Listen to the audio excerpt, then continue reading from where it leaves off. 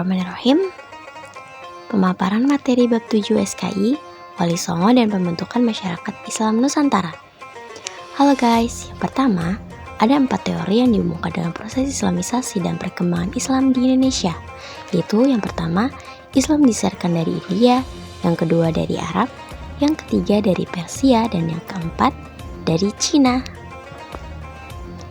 Nah, lepas dari perbedaan keempat teori yang belum mencapai titik temu itu, historiografi Jawa, Cirebon, dan Banten justru menyinggung kehadiran rombongan Raden Rahmat dan kakaknya Raden Ali Murtado yang berasal dari negeri Campa ke Jawa sekitar tahun 1440 Masehi sebagai tonggak dimulai proses dakwah Islam secara masif, secara teoritis dan sistematik. Nah, yang pertama ada nilai-nilai dan tradisi keulamaan Nusantara. Dalam perubahan hukum positif, tradisi keagamaan, sastra, seni budaya, dan sistem pendidikan tidak terjadi perubahan revolusioner. Hierarki masyarakat muslim masih mencerminkan stratifikasi sosial dengan kelompok ulama sebagai golongan tertinggi.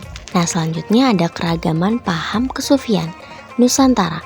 Adanya perubahan masyarakat di pesisir utara Jawa, kesinambungan hierarki sosial, konsep ulama dan daya sakti, tradisi keulamaan terpengaruh kapitayan, dan ada juga Islam Sufi di Jawa, konsep karomah dalam tasawuf, paham wujudiyah dan syuhudiyah, dan peran sufisme dalam dinamika sosial.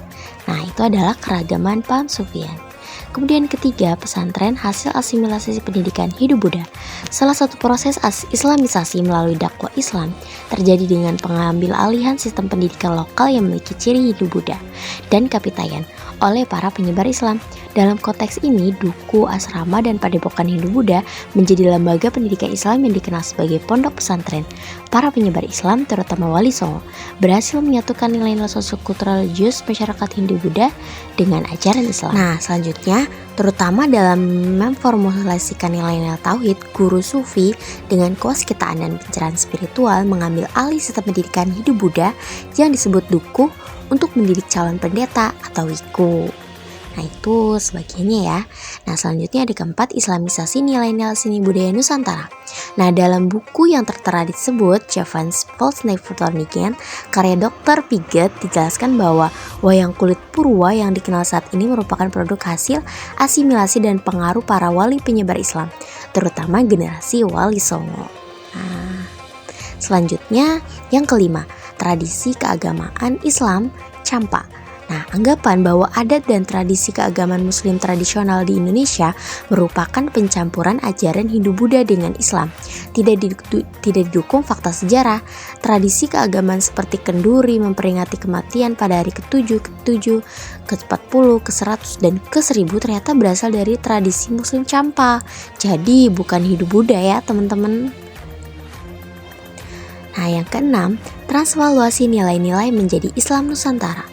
Wali Songo dan penguasa pesisir utara Jawa yang muslim menghadirkan nilai-nilai Islam ke dalam masyarakat Majapahit yang terpecah belah.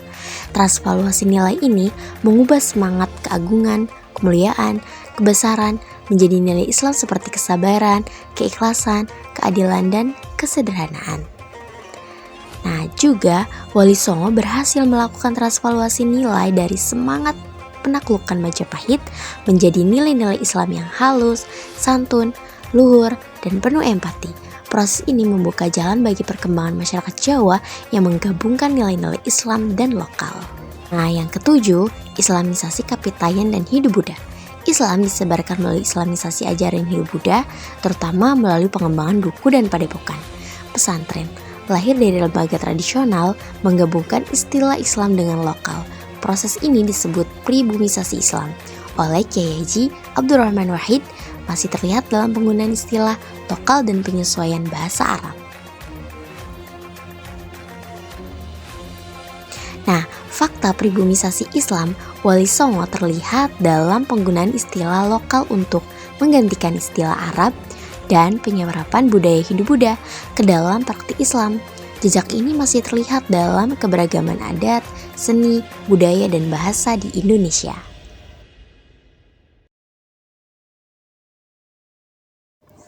Nah, sampai di sini kawan-kawan. Terima kasih.